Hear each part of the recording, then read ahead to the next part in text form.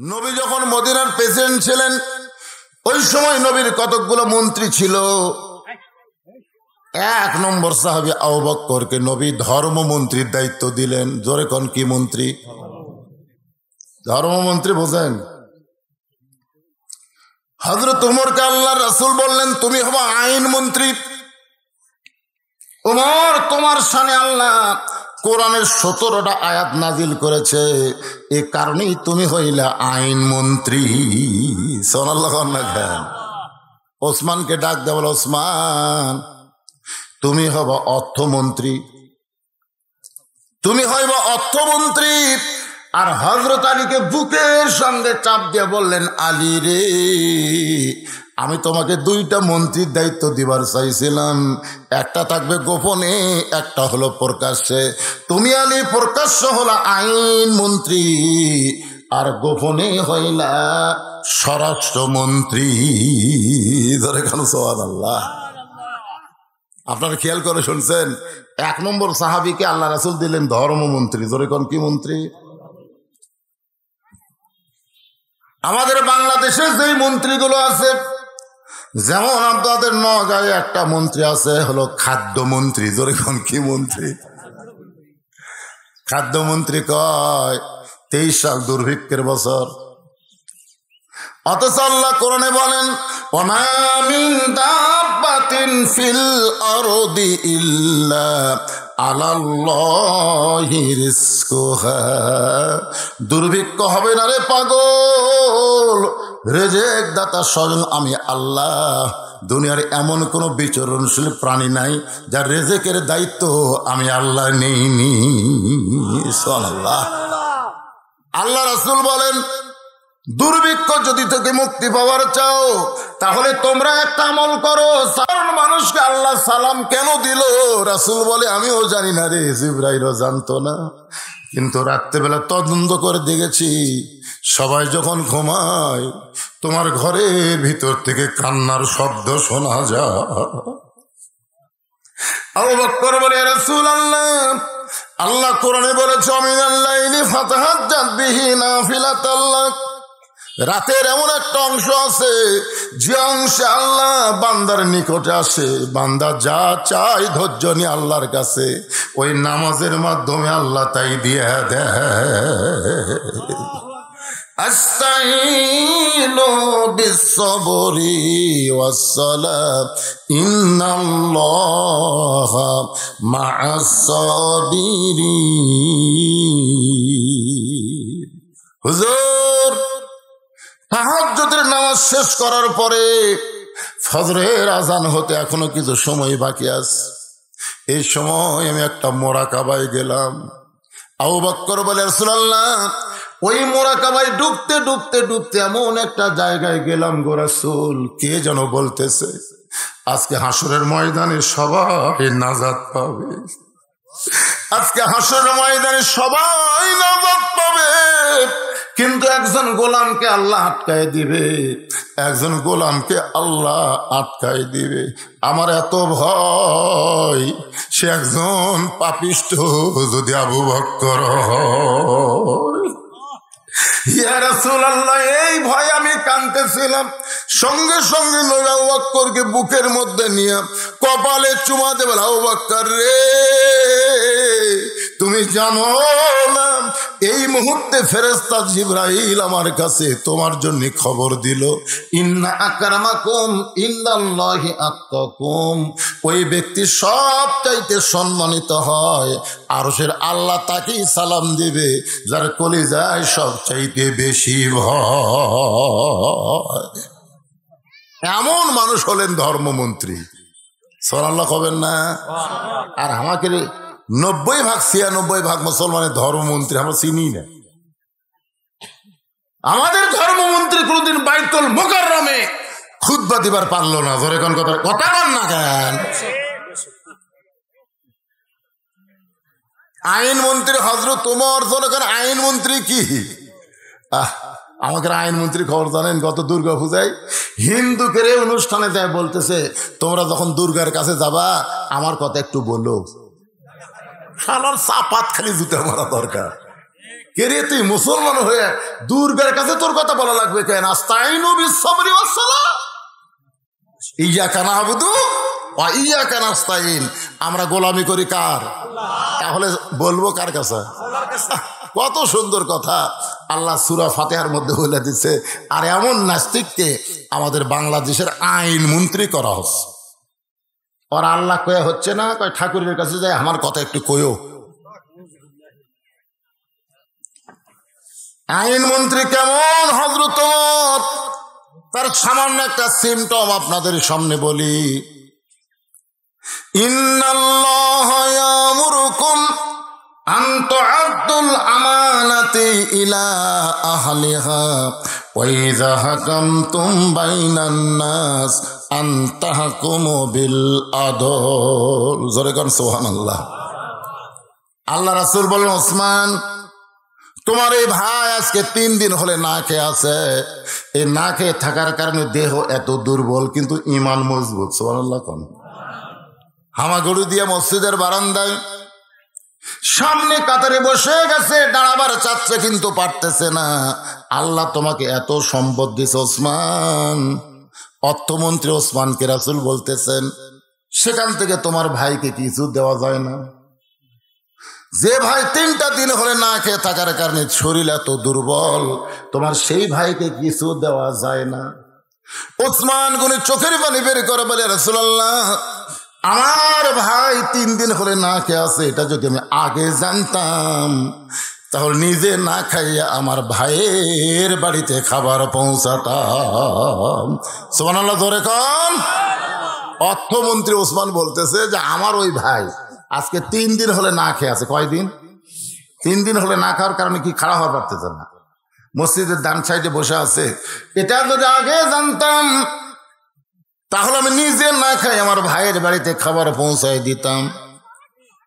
শুনে হয়তো ভাবতেছেন, হুজুর আসলেই কি ওসমান তাই করতো নাকি? ওসমান গনির জীবনী পড়ে দেখেন। সাহাব এসে নবীর কাছে বলে, রাসূলুল্লাহ ক্ষুধার জ্বালায় কষ্টে আছি, হুজুর যদি পারেন আমার একটু সহযোগিতা করেন। সঙ্গে সঙ্গে নবী এভাবে জুব্বা তুললেন। সাহাবী তাকায় দেখে ছোট ছোট পাথর, নবী কাপড়ে বেঁধে সেইটা পেটের মধ্যে বেঁধে রাখছে। আমাদের মতন তো নবীর ভুঁড়ি উঁচে না, আমরা তো খাবার বসে হুঁশ পাই না, খাওয়ার পরে কই মিষ্টি খাওয়া সুন্নত। অথচ আল্লাহ রাসূল বলেছেন খাবার আগে সুন্নত খেয়াল করো। খাবার আগে গামলা ভরা গোস্ত মাছ এগুলো দেখে আগে সুন্নত খেয়াল করো। 1 ভাগ খাবা, 1 ভাগ পানি পান করবা, আর 1 ভাগ ফাঁকা রাখবা, এটা হলো সুন্নত। যতই ক্ষুধা থাক, ক্ষুধা কয় ভাগ করা লাগবে? 3 ভাগ করে 1 ভাগ খাওয়া লাগবে, 1 ভাগ পানি পান করা লাগবে, 1 ভাগ ফাঁকা খাওয়া লাগবে, ফাঁকা খাওয়া লাগবে। আর আমরা টুটি পর্যন্ত খাইয়ে আরো খামো। এই জন্য বলি মিষ্টি খাওয়া সুন্নত ভাই। দই মিষ্টি আছে? ডানকান্দের ফেরেশতাকে আল্লাহ মানুষ না শয়তান? এই ফেরেশতা কি লাগমো আল্লাহ কি করে কি করে? এখন ক্ষুধার জন্য পেটে পাথর বেঁধে বসে আছে। এটা দেখার সঙ্গে সঙ্গে সাহাবী কান্না শুরু করে দিলেন। রাসূল বলে, কান্দো কেন? বলে, হুজুর আমি তো আর কি ক্ষুধার্ত, আমার চাইতে আপনার ক্ষুধা বেশি। আল্লাহ রাসূল বললেন, বসো। আম্মা সাইলা ফালা তানহার, সাইলকারীকে এইভাবে ফিরাত দেওয়া যাবে না, আমার না থাকলে তারপরেও তুমি বসো। ওই গরিব সাহাবীকে রাসূল নিজের কাছে বসায় রাখলেন। সুবহানাল্লাহ। আলী শিক্ষামন্ত্রী, আলীকে ডাক দিলেন। হযরত আলী বলেন, লব্বাইক ইয়া রাসূলুল্লাহ। হুজুর অসময়ে আমারে ডাকতেছেন? সব সময় যেই সাহাবী নবীর কাছে থাকতেন তিনি হলেন হযরত আলী। জোরে কোন সুবহানাল্লাহ। সব সময় এক বক্তা ওয়াজ করতে বলতেছে সব সময় আবু বকর নবীর সঙ্গে ছিলেন না, সব সময় না, হিজরতের রাতে গারে সুরে নবীর সঙ্গে ছিলেন। আর হযরত আলী ছিলেন সব সময়, যার কারণে রাসূল কইছে আমার বিছনা গরম কর যা। তোর কোন কথা ঠিক কিনা? হুজুর অসময়ে ডাকলেন কেন? আল্লাহ নবী বললেন তোমার এই ভাই 3 দিন হলে না খেয়ে আছে, আমার কাছে খাবার চাই, কিন্তু আমি তো ক্ষুধার জ্বালায় পেটে পাথর বাঁধে আছি, আমি তোমার ভাইকে কেমনে খাবার দেব? আলী বলতে তো হুজুর 3 দিন হলে আমার পেটে কোনো দানা পানি পড়ে নাই, আমার মতন ক্ষুধার্ত মানুষকে ডাইকা ওই ক্ষুধার্ত ভাইয়ের কি উপকার হবে? রাসূল বলেন আলী রে, আমি তোমাকে সাহায্য করার জন্য ডাকি নাই, আমি ডাকছি একটা চিঠি লেখো, কারণ আমি লিখতে পারি না, তুমি শিক্ষামন্ত্রী, তোমাকেই লিখতে হবে। কি চিঠি লিখবো ইয়া রাসূলুল্লাহ? বলে ওসমানের কাছে একটা চিঠি লেখো, চিঠির মধ্যে 2000 টাকার অঙ্ক বসায় দিয়ে নিচে আমি নবীর নাম লিখে দাও। এ গরিব ভাই যখন ওসমানের কাছে যাবে, ওসমান যেন তাকে 2000 টাকা দান করে দেয়। গরিব মনে মনে কয় হুজুর 10টা টাকা পাইলে আমার যথেষ্ট হয়, এই 2000 টাকা আমি কি করব? রাসূল বলে সাহাবী রে, এমন একজন অর্থমন্ত্রীর কাছে তোমাকে পাঠাইতেছি, সে অল্প দিয়া খুশি হয় না। গরিব সাহেব ওসমান গনির দরবার গিয়া দেখে ওসমান গনি আর কেশিয়ার 2 জন ঝগড়া করতেছে। ওসমান গনি কিছুক্ষণ পরে বলতেছে এই বেটা স্যার না গেল কোথায়? এই কি হিসাব করিস? স্যারেরা গেল কোথায়? স্যারেরা হিসাব না দেওয়া পর্যন্ত তোর কিন্তু ছুটি নাই। গরিব সিঁড়ির দিকে তাকায় আর ওসমান গনির কথার দিকে তাকায়। যে ব্যক্তি স্যারের জন্য কেশিয়ারকে ছাড়ে না, সে কোনোদিন 2000 টাকা দান করতে পারে না। নবীর কাছে গিয়ে বলে রাসূলুল্লাহ হুজুর দিবার পারবেন না, ঠিক আছে, কিন্তু এমন কৃপণের কাছে আমারে কেন পাঠালেন? আল্লাহ রাসূল বলেন চিঠি দিয়েছ? বলে দেওয়ার সাহস পাইলাম না। নবী বলেন আবার ওসমানের কাছে যাও। নবীর কথা মতো গরিব সাহেব ওসমান গনির দরবারে গিয়ে দেখে কেশিয়ারের কপাল ঘামা ঘাম টপ টপ করে পড়তেছে। আর ওসমান গনি কিছুক্ষণ পরে বলতেছে এই বেটা স্যারের হিসাব দে, স্যারের হিসাব না দিলে তোরে কিন্তু আমি ছাড়বো না। গরিব মনে মনে কয় 1-8 ঘন্টা হয়ে গেল, তারপরেও স্যারানা ছাড়ে না। সেই ব্যক্তি কোনোদিন 2000 টাকা দান করবে না। নবীর কাছে গেলে নবী আবার আমাকে পাঠাই দেবে। না খায়া বসে থাকা যায়, কিন্তু না খায়া ঘোরা যায় না। গোপন রাস্তা দিয়ে যখন পলাবার চায়, এমন সময় তাকায় দেখে রাস্তার মাথায় হযরত আলী দাঁড়ায় আছে। ভাই রে, ও ভাই, আমার হাসান হোসেন ক্ষুধার জ্বালায় কান্দে। আমি 3 দিন না খেয়েছি, ফাতেমা না খেয়ে আছে, অসুবিধা নাই, কিন্তু আমার হাসান হোসেন আর সহ্য করতে পারে না। তোরে 2,000 টাকা দিল, সেখান থেকে কি 2টা দিরহাম এই যে সিটি লেখার হাদিয়া কি আমারে দেওয়া যাবে না? গরিব কান্দের বেলা আলী রে, 2,000 টাকা দিলে তুমি কি দেখতে পাইতা না? এই ধরো তোমার ছুটি, তুমি নাও। আলী বলতে সিটি কেন? বলে 2বার গেছি স্যার আনার জন্য, যে বেটা কেশিয়ারকে ছাড়ে না, সে বেটা কোন দিন কি 2,000 টাকা দান করবে? আলী কান্দার বলে মায়ান্তিকু আনিল হাওয়া ইন হুয়া ইল্লা ওয়াহয়ুহা। কে সাহাবী, নবী কিছু করলে সেটা নিজে করে না, নবী যা কিছু করে আমার আল্লাহর হুকুমে করে। আবার যা হযরত আলীর ভয়ে গরিব সাহেব ওসমান গনির দরবারে গিয়ে দেখে কেশিয়ার ওসমান গনি 2 জন আল্লাহর জিকির করতেছে। আলহামদুলিল্লাহ, সুবহানাল্লাহ, আল্লাহু আকবার। হিসাব মিলে গেছে। কারণ যাদের সম্পদ আল্লাহ দিল তাদের হিসাব সব সময় রাখতে হবে। কারণ সম্পদশালীকে হিসাব করে শতকরা 2.5 টাকা যাকাত না দিলে তাকে জাহান্নামের আগুনে পুড়তে হবে।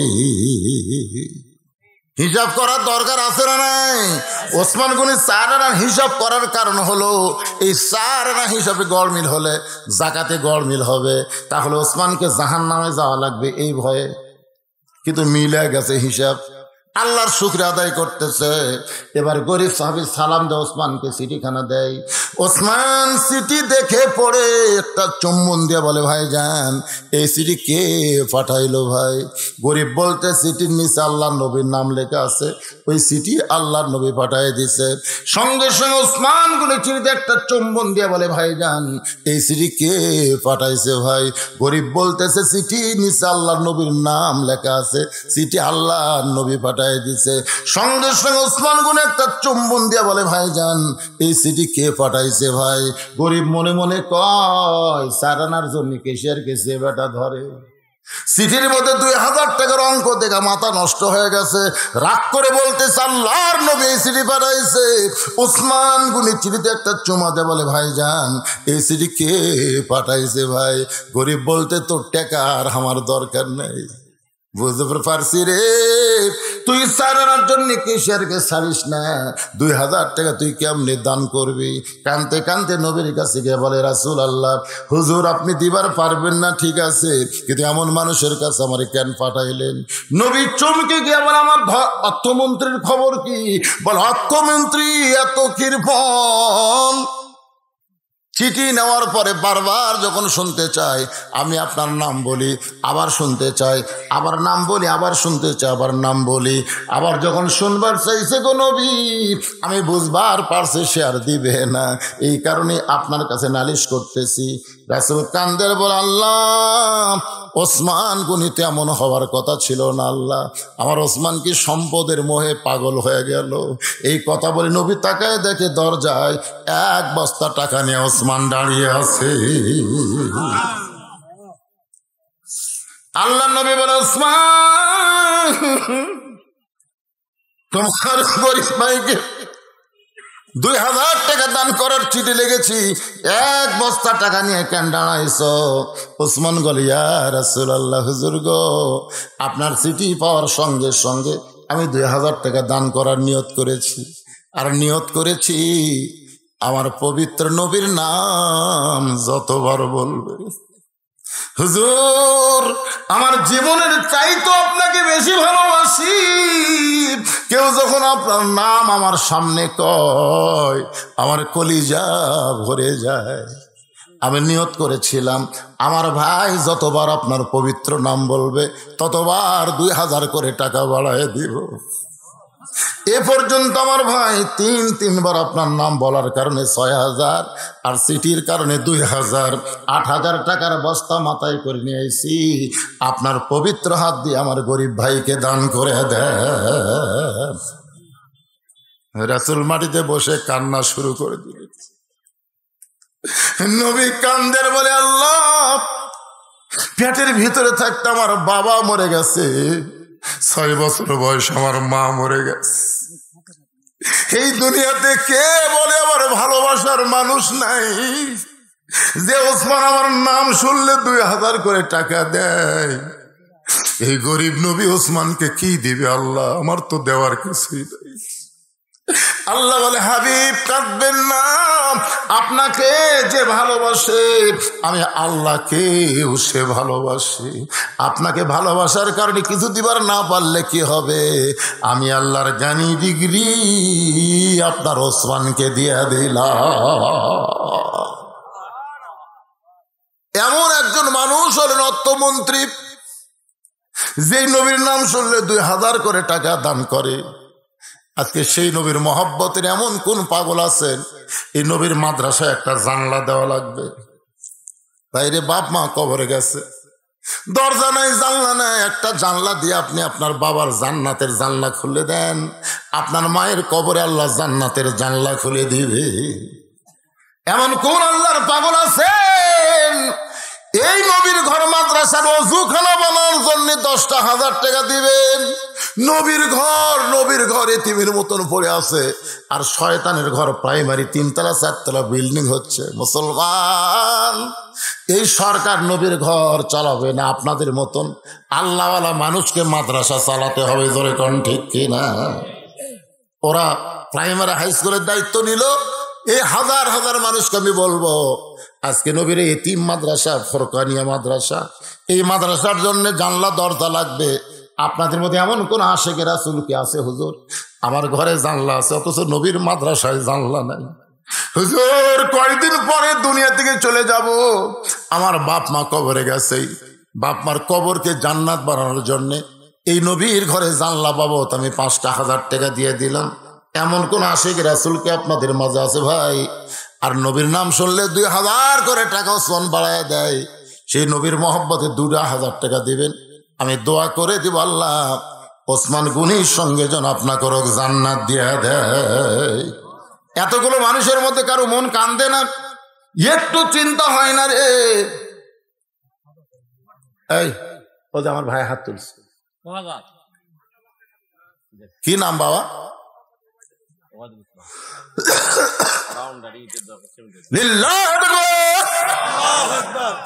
হাজার হাজার মানুষের মধ্যে আশিক রাসূল নবীর মহব্বতের পাগল আমার ভাই 5,000 টাকা এই নবীর এতিমখানায় করলো দান।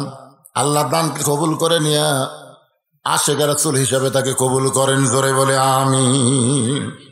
ভাইজানের নামটা কি হলো? ওবায়দুল ইসলাম। এই নবী মাদ্রাসায় এতিম বাচ্চারা লেখাপড়া করে। হ্যাঁ, ওসমান গনির সঙ্গে জান্নাতে যাওয়ার আশায় এই বাচ্চাদের হাতে একটা করে 2,000 টাকা উনি দিবেন। মাশাআল্লাহ, নাম লেখেন। আপনি কত দিবেন? 5,000। এই বাবা 5,000 দিবে। গোজের কাছে বসা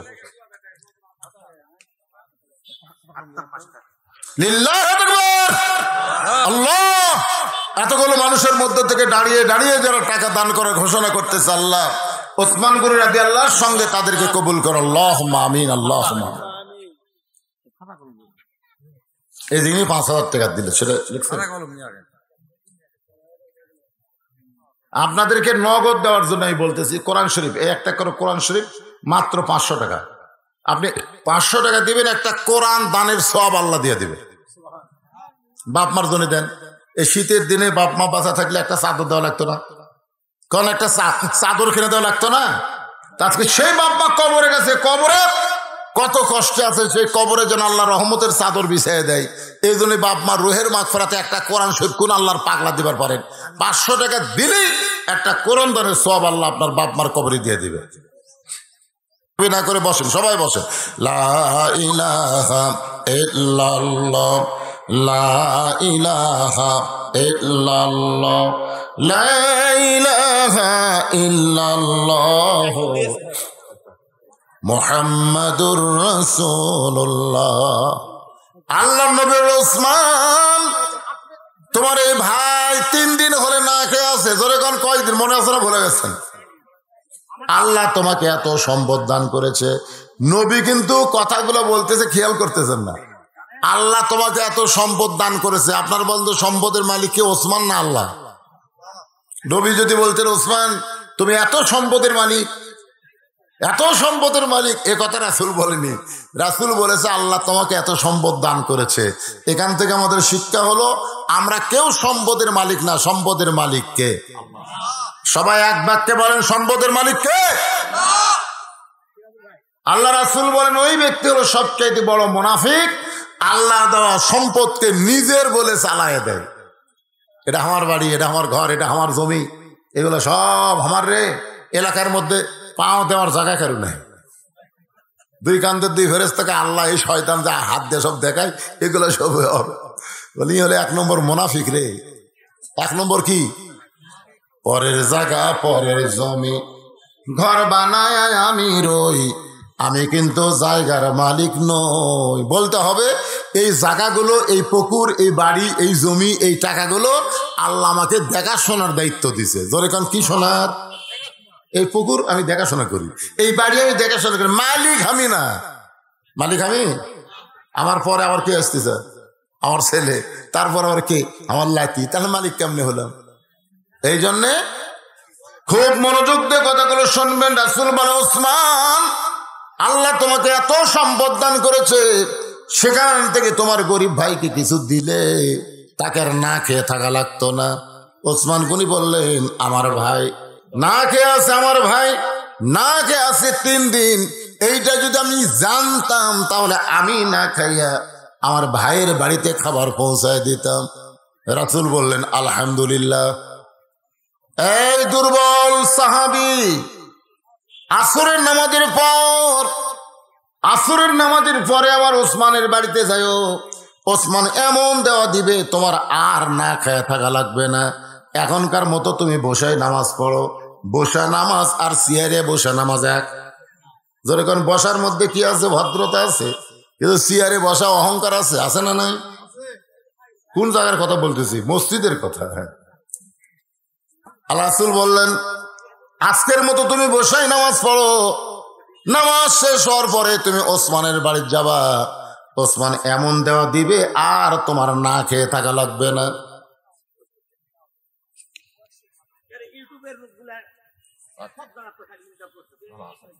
আল্লাহ 300 টাকা দান করছে। আল্লাহ তোমার একজন মুরব্বী বান্দা, আল্লাহ দানকে কবুল কর, আল্লাহুম্মা আমিন। মেয়ের জন্য দোয়া চাই। হ্যাঁ, ফার্স্ট ডিভিশনের দোয়া। হ্যাঁ, মাশাআল্লাহ, মেয়ের জন্য দোয়া আছে। আচ্ছা, ঠিক আছে।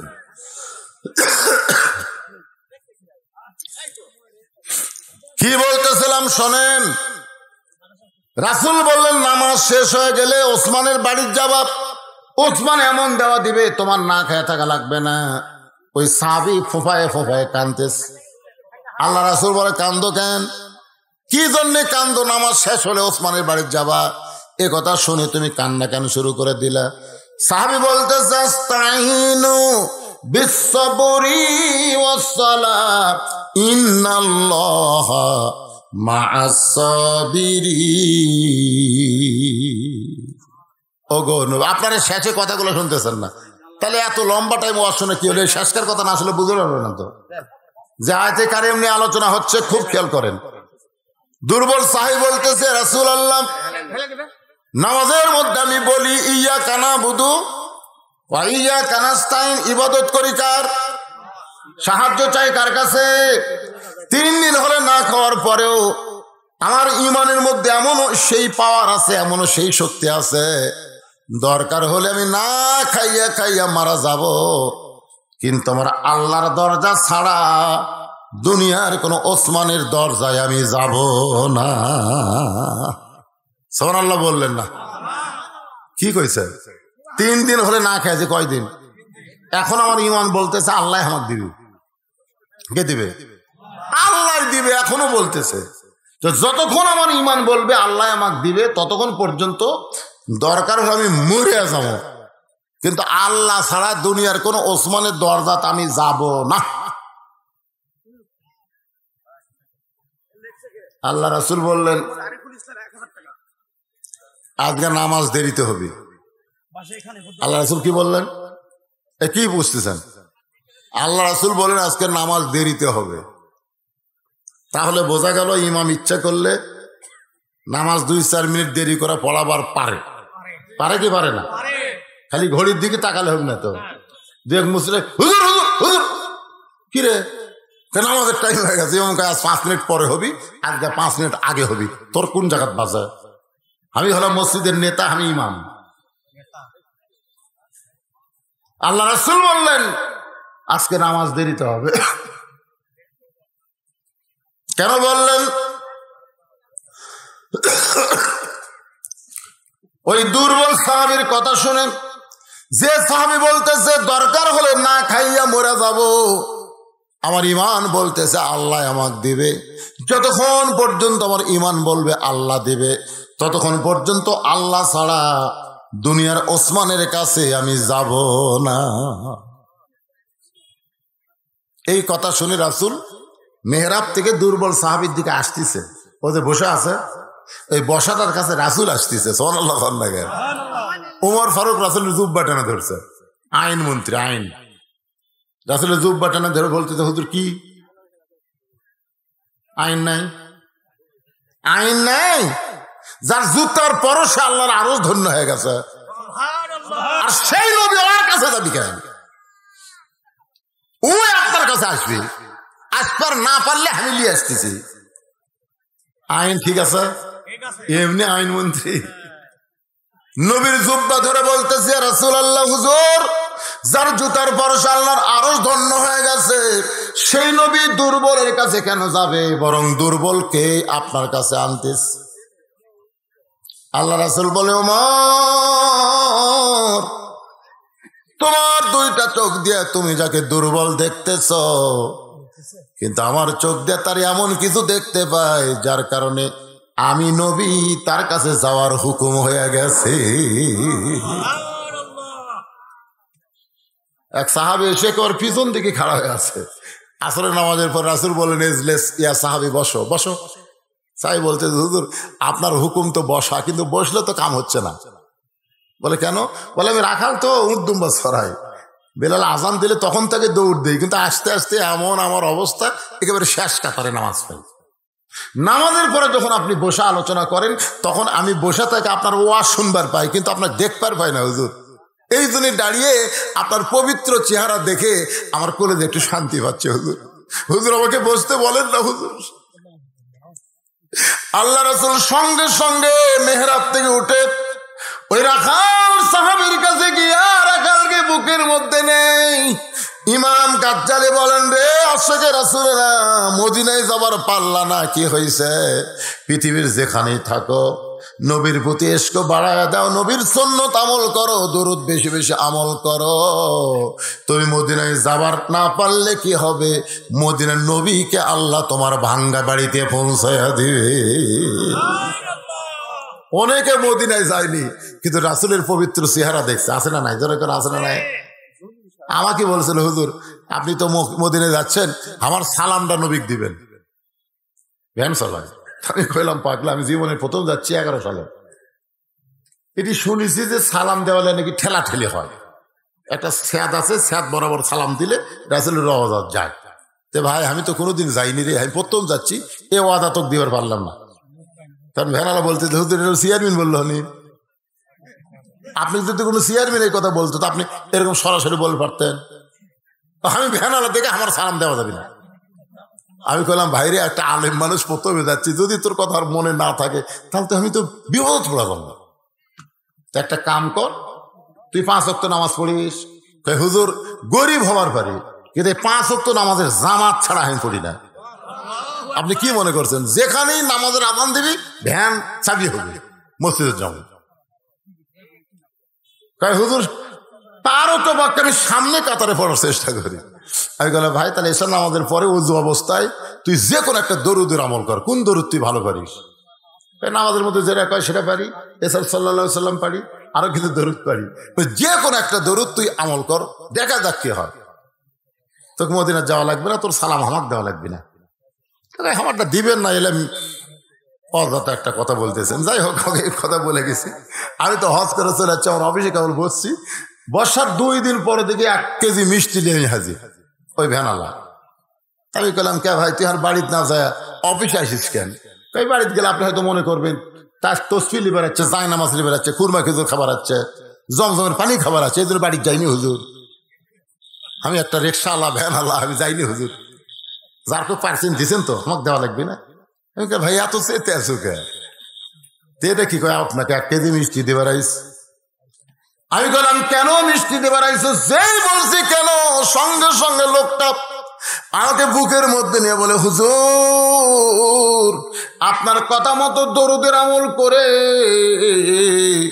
21 দিনের মাথায় দয়ার নবীকে আমি স্বপ্নে দেখতে পাই। আমি বুকের মধ্যে নিয়ে কান্না শুরু করে দিলাম। মদিনায় গেলাম, কত নামাজ পড়লাম, দরুদ পড়লাম, দয়ার নবীকে ঠিক মতো সালাম দেবার পারলাম কি পারলাম না? আমার সালামের উত্তর নবীর কাছ থেকে আমি শুনতে পাই নাই। আর তুমি দেখো বাংলাদেশে নবীর প্রতি মহব্বত বাড়াই দিয়ে নবীর দরুদের আমল করার কারণে স্বয়ং নবী তোমার ঘরে হাজির হয়ে গেছে।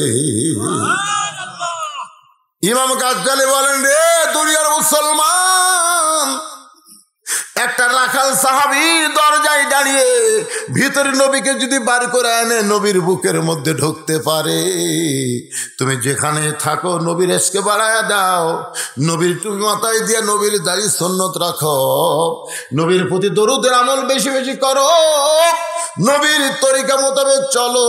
তুমি মদিনায় যাবার না পারলে কি হবে? আল্লাহ দয়ার নবীকেই তোমার কাছে পাঠায়া দিবে। আর একটা নজর যদি নবীকে দেখবার পাও, মান রাআনি হাক্কান, রাসূল বলেছেন মান রাআনি হাক্কান ওয়াজাবাত লাহু শাফাতি ইয়াউমাল কিয়ামাহ। কেউ যদি চর্ম চোখে ঘুমের ঘোরে স্বপ্নে আমাকে দেখে, সে যেন মনে করে না অন্য কাউকে দেখছি, সে আমাকেই দেখছে রে। আমার সুরত কেউ কোনোদিন ধারণ করতে পারে না। আর আমাকে কেউ যদি একটাবার দেখে, শুনে নাও কঠিন মুসিবতের সময় আমি রাসূল যেখানেই থাকি সেখান থেকে এসে তার হাতটা ধরে আমি সুপারিশ করে জান্নাতে ঢুকাইয়া দিব।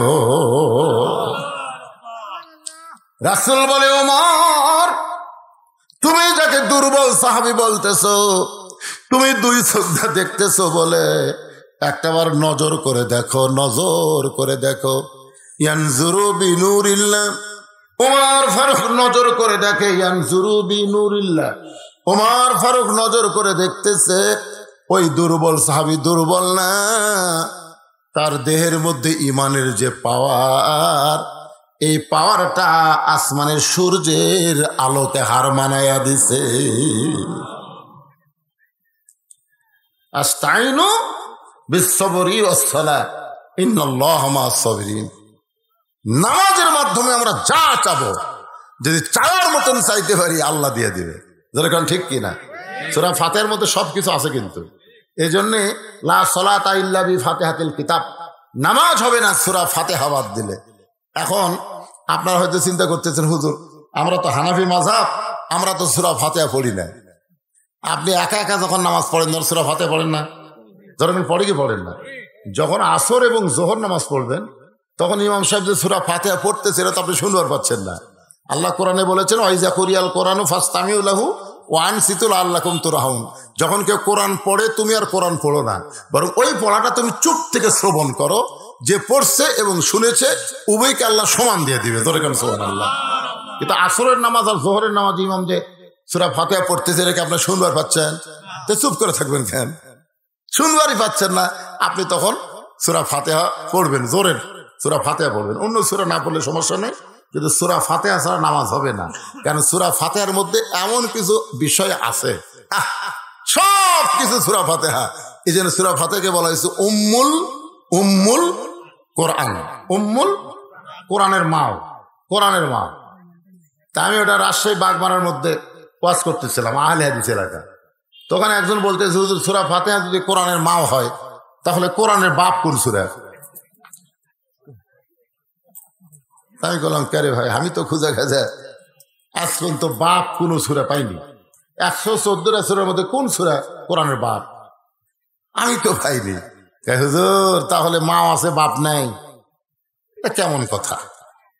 আমি বললাম, কে রে পাগলা, মা আছে বাপ নাই, একজন নবীও তো আছে, তার না হলে ঈসা নবী। জোরে কোন কথা ঠিক কিনা? ঈসা নবী যদি বাপ ছাড়া মায়ের মাধ্যমে নবী হয়, সন্তান হয়, তাহলে আল্লাহর কোরআনও বাপ ছাড়া মাও দেও হয়, হয় কি হয় না? কারণ কোরআনের মধ্যে সব কিছু সূরা ফাতিহায় আছে। এই সূরা ফাতিহার প্রথমে আমরা বলি আলহামদুলিল্লাহি রাব্বিল আলামিন। প্রশংসা করলাম কার? কেন করতেছি? কি কারণে করতেছি? বক্তার প্রশংসা করেন, বলবে সে দশ ভালো করে, এলাকার সব লোক তার দাওয়াত দিবে, আপনাদের কোনোই লাভ হবে না, খালি লাভ হবে বক্তার। জোরে কোন ঠিক কিনা? নেতার প্রশংসা করেন, নেতার সামনে ইলেকশনে ভোট বেশি পাবে, আপনারা নেতার প্রশংসা করলেন, নেতার লাভ হলো, কিন্তু আপনাদের কোনোই লাভ হলো না। ডাক্তারের প্রশংসা করেন, রোগী বেশি পাবে, ডাক্তারের লাভ হলো, কিন্তু যারা প্রশংসা করলো তাদের কোনোই লাভ হলো না। শুধুমাত্র আল্লাহর প্রশংসা যদি বান্দা করে, আমার আল্লাহর কোনোই লাভ হবে না, সমস্ত লাভবান হয়ে যাবে প্রশংসাকারী বান্দা। আল্লাহ বলে, বান্দারে তুমি যখন দুনিয়ার শব্দ বলে আমার প্রশংসা করলা, আমি আল্লাহ সঙ্গে সঙ্গে তামলাউল মিজান, তোমার মিজানের পাল্লাটা নেকি দিয়া পরিপূর্ণ করে দিল। এরপরে হচ্ছে আর রহমানুর রহিম। ওগো দাতা দয়ালু, দাতা দয়ালু, অতি দয়ালু, মালিক ইয়াউমিদ্দিন, তুমি যখন বিচারক হয়ে যাবে, তোমার সামনে আমি দাঁড়াবো। সূরা ফাতিহার কিন্তু কতগুলো শাব্দিক অর্থ আর কতগুলো হচ্ছে ভাবার্থ, ভিতরের অর্থ একটু খেয়াল করবেন। তুমি যখন মালিক হয়ে যাবে, দাঁড়ায় যাবে, তুমি সেই দিনের মালিক হবে। আবার কিন্তু কিছুই নাই গো আল্লাহ। আল্লাহ বলে, হাবিব রে, আমি আল্লাহ রহমান রহিম হইয়া আপনার উম্মতের বিচার যখন শুরু করব, একটা উম্মতকে আনা হবে আল্লাহর কাছে, মিজান নেকি পাল্লা দেওয়া হলো, দেখা গেল নেকি ওজা পাপ তাই একেবারে সমান সমান হয়ে গেছে। আল্লাহ বলে, বান্দা রে, তুই যদি একটা নেকি কামাই করতে পারতি, আমি আল্লাহ তোরে জান্নাত দিয়ে দিতাম, কিন্তু তোর নেকি আর পাপ দুইটাই সমান। এখন আমি আল্লাহ কি করব? বান্দা বলে, আল্লাহ আপনি ইচ্ছা করলে জান্নাত দিবার পারেন। আল্লাহ বলে, আমি যেই চেয়ারে বসে আছি রে, এই চেয়ারে বসার পরে বিচারকের আইন অনুযায়ী আমাকে বিচার করা লাগবে। আমি যদি ইচ্ছা মতো কাউকে জান্নাত দেই, কাউকে জাহান্নাম দেই, তাহলে আলাইসাল্লাহু বিআহকামিল হাকিমিন, আমি শ্রেষ্ঠ বিচারক কেমনে হলাম? আমি তোর নেকিও দিবার পারবো না, আমি ইচ্ছা করে তোর আমল নামে পাপ ঢোকা করে পারবো না। বান্দা বলে, তাহলে আমি আল্লাহ কি করব? আল্লাহ বলতেছে, তোকে একটা সুযোগ দিয়ে দিলাম, তোর যদি আপনজন কেউ তোকে একটা নেকি দেয়, তাহলে আমি আল্লাহ তোরে জান্নাত দিয়া দেব। গোটা হাসরের ময়দানে তখন আমরা পাগলের মতন দৌড়ানো শুরু করব। বাবাকে বলবো, বাবা একটা নেকি দেন, মাকে বলবো একটা নেকি দেন, সবাই একটি কথা বলবে, তুই যে আমার সন্তান। আজকে বিচারের ময়দানে আমি সব ভুলে গিয়েছি। ফিরে এসে বলবো, আল্লাহ আপনি ছাড়া আমার কেউ নাই, আল্লাহ আপনি ছাড়া আমার কেউ নাই। আল্লাহ বলে, ইয়া আইয়ুহান নাসু তাকু রাব্বাকুম ওয়াখশাউ ইয়াওমান লা ইয়াযলিদু আন ওয়ালাদিহি। মানুষ রে, আমি তোদের দুনিয়াতেই বলেছিলাম আমি আল্লাহ ছাড়া তোদের কেউ নাই। তোরা আমি আল্লাহকে ভুলে গিয়া, ইয়া আইয়ুহাল ইনসান মা গাররাকা বিরাব্বিকাল কারীম, দুনিয়ায় সবকিছু করলি, আজ তোকে কেউ একটা নেকি দিল না, আমি আল্লাহ তোকে নেকি দেবার পারলাম না। যা যা, জান্নাত জাহান্নামের মাঝখানে তোর থাকার জায়গা হলো। এই কথা বলার পরে আমাদের মতন নেকি পাপ যাদের সমান চলে যাও আরাফের দিকে, এমন সময় নবীর এক উম্মতকে আল্লাহ নেবে মিজানের পাল্লার কাছে, দেখবে নেকির পাল্লায় নেকি নাই, মাত্র একটা নেকি, আর গোটা পাপের পাল্লা পাপ দিয়া ভারী। আল্লাহ বলে, বান্দারে, তুই নেকি মাত্র একটা করছিস আর পাপ দিয়া দুনিয়ার জীবন শেষ করছিস, তুই এখন কোথায় যাবি? বান্দা বলবে, আল্লাহ বিচার করা লাগবে না, আমার আগের ভাইয়ের নেকি আর পাপ সমান হয়েছে, তাই যখন অবস্থা খারাপ আর আমার পাপ দিয়ে যখন গোটা পল্লা ভারী হয়ে গেছে, একটা মাত্র নেকি আমার জাহান্নাম হবে। আল্লাহ বলে, তাহলে জাহান্নামে চলে যা। বান্দা জাহান্নামের দিকে পা বাড়ায় বলবে, আল্লাহ আমি তো জাহান্নামে যাব, কিন্তু আমার একটা নেকি আমি কি করব? আমার একটা নেকি আমি কি করব? যে ভাইটা একটা নেকি কারো কাছে খুঁজে পেল না, আমি সেই ভাইকে একটা নেকি দান করে দিলাম। আল্লাহর কুদরতি চোখে পানি আসবে, নবী তাকায় দেখবে আল্লাহ কাঁদতেছে। আল্লাহ বলবে, রে আরাফের বান্দা, আয় আয়, হাসরের ময়দানে কে বলে তোর কেউ নাই? এই দেখ, তোর একটা ভাই একটা নেকি তোরে দান করার কারণে তোর ভাই জাহান্নামে পাপ নিয়ে যাবে আর তোকে জান্নাতে যাওয়ার সুযোগ করে দিছে। যা যা, তুই জান্নাতে যা। এবার বান্দা খুশি হয়ে জান্নাতে দৌড় মারবে, এক দৌড়ে জান্নাতের মধ্যে ঢুকবে। হাসরবাসী সবাই বলবে, যে ভাই তার একটা নেকি দিল, তার দিকে একটা বার না তাকায় স্বার্থপর জান্নাতের মধ্যে ঢুকলো। কিন্তু আল্লাহ তাকায় দেখে ওই বান্দাটা জান্নাত থেকে বের হয়ে দরজায় কাঁদতেছে। আল্লাহ বলে, কেরে বান্দা, জান্নাতে ঢুকে আবার দরজায় বের হয়ে কান্দিস কেন? বান্দা বলে, আল্লাহ জান্নাতের মধ্যে ঢুকা দেখলাম, ওয়ালা তাস্তাহি আনফুসুকুম, তুমি লিখে রাখছো জান্নাতে যা চাবে তাই দিবা। আল্লাহ বলতেছে, ইন্নাল্লাহ ওয়াদু হাক্কুন, আমার ওয়াদা সত্য, কি চাই বল? বলে, যে ভাই আমাকে একটা নেকি দিয়ে জান্নাত দিল, আমি ওই ভাইকে ছাড়া জান্নাতে আর ঢুকবো না। আল্লাহর কুদরত থেকে পানি আসবে। আল্লাহ বলেন, এ জাহান্নামী, তুই তোর ভাইকে একটা নেকি দিয়ে জান্নাত দিলি, আর তোর ভাই এই সময় কি বলার, আরে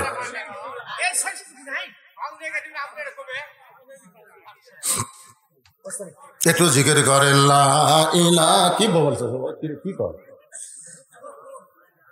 কি বলবে, লা ইলাহা ইল্লাল্লাহ, লা ইলাহা, লা ইলাহা ইল্লাল্লাহ মুহাম্মাদুর রাসূলুল্লাহ। সকলে বলি সাল্লাল্লাহু আলাইহি ওয়াসাল্লাম। আল্লাহ বলবে তোর ভাই তোকে নিয়ে জান্নাতে যাবার চাই। এবার দুইজন জান্নাতি হয়ে গেছে, সুবহানাল্লাহ কোন।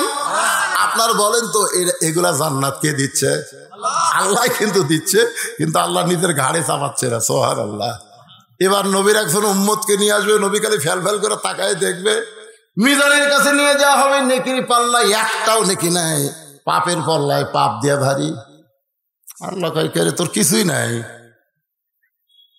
আল্লাহ আমার একটা দিকেও নাই। আল্লাহ বলতেছে তাকায় দেখ, তাকায় দেখ, আমি তো দেখাচ্ছি। অমাইয়ামাল মিসকলা জাররাতিন শাররান ইয়ারা, অমাইয়ামাল মিসকলা জাররাতিন খাইরান ইয়ারা। এ দেখাচ্ছি দেখাচ্ছি, ইয়ারা মানে কি দেখ নাই তো। আল্লাহ বলে তোর খবর কি? জাহান্নামী আল্লাহর কি খবর? আল্লাহ কয় তাহলে জাহান্নাম যা, মারতেছে দৌড়। আল্লাহ কয় কেরে পাগলা, এ জাহান্নামে যাবার কাছে দৌড়াস কেন? আল্লাহ দুনিয়ার জীবনে একটা নেকি কামাই করে পারিনি, তোমার একটা হুকুমও মানিনি, কিন্তু আজকের দিন দৌড়ে যে জাহান্নামে ঢুকে তোমাকে দেখাবো আমি তোমার বান্দা, আজকের দিনে তোমার হুকুম আমি মানছি। আল্লাহ কয় কেরে আমার বান্দা হয় তুই জাহান্নামে যাবো, তোকেও জান্নাত দিয়ে দিলাম। তখন নবী সেজদায় দিয়ে বলবে আল্লাহ আমার উম্মতের এতদিন জানতো খালি আমার দয়া, আমি উম্মতি উম্মতি করে কান্দি, কিন্তু না, আমার চাইতে আপনার দয়া কোটি কোটি গুণ বেশি। আর রহমানুর রহিম, হাসরের ময়দানে আল্লাহ আমাদের জন্য রহিম হবে। মালিক ইয়াউমিদ্দিন, আমরা বিচার দিনের মালিককে বলবো ইয়াকা নাবুদু, আল্লাহ যা পারছি কোনোদিন তোমাকে দেখি নাই, আল্লাহ আমরা যা ইবাদত করছি টুটা ফাটা, ইয়াকা নাস্তাইন, তোমার কাছেই শুধু আমরা চাই গো আল্লাহ, তুমি ছাড়া তো আমাদের দিবার কেউ নাই। ইহদিনাস সিরাতাল মুস্তাকিম, আমরা দুনিয়া চাই না আল্লাহ, বাড়িঘর সহায় সম্পত্তি চাই না, এগুলা দিয়ে তুমি কেন দুনিয়ার পাগল বানাইলা আল্লাহ? আমরা তো এগুলা চাইনি আল্লাহ, তুমি এগুলা আমাদেরকে কেন দিলে? বরং তোমার কাছে চাই এমন একটা রাস্তা, যে রাস্তা সোজা তোমার মহব্বতের পাগল করে সিরাতুল মুস্তাকিম জান্নাতের পথে চলে গেছে। আল্লাহ পাক আজকের আলোচনা আমাদের সকলের জন্য কবুল করুক, সকলে বলে আল্লাহুম্মা আমিন। ভাইজান, মাদ্রাসার প্রতি মহব্বত করুন ভাই। এই মাদ্রাসা তৈরি হয়েছিল, প্রতিষ্ঠাতা মারা গেছে, মাদ্রাসা তৈরি হয়েছিল আবার বন্ধ হয়েছিল। জোড়হাত করে বলি ভাইজান, এই নূরের বাতি বন্ধ করেন না ভাই, সব প্রাইমারি বন্ধ হয়ে যাক, কোন আপত্তি। কারণ কি শিখাচ্ছে? খাড়ায় পেশাব করা, আগডম বাগডম, আইনাই টিয়ে নাই ভরা দিয়ে সব মিথ্যা কথা শিক্ষা দিচ্ছে, সব বন্ধ হয়ে যাক, মুসলমানের কোনো আপত্তি নেই। কিন্তু মাদ্রাসা যেন বন্ধ না হয়। এলাকার মানুষকে অনুরোধ করতেছি, যেভাবেই হোক মাদ্রাসা আপনারা ধরে রাখবেন, মাদ্রাসা টিকাই রাখবেন। আল্লাহ পাক আমাদের সকলকে কবুল করুক। জি, বাবার জন্য 1 বস্তা সিমেন্ট দান করছে, বাবা মারা গেছে, বাবার জন্য দোয়া আছে। আল্লাহ বাবা, মা অসুস্থ, মাকে আল্লাহ সুস্থ দান। বাপ মার জন্য 2টা কোরআন শরীফ বাবদ 1000 টাকা।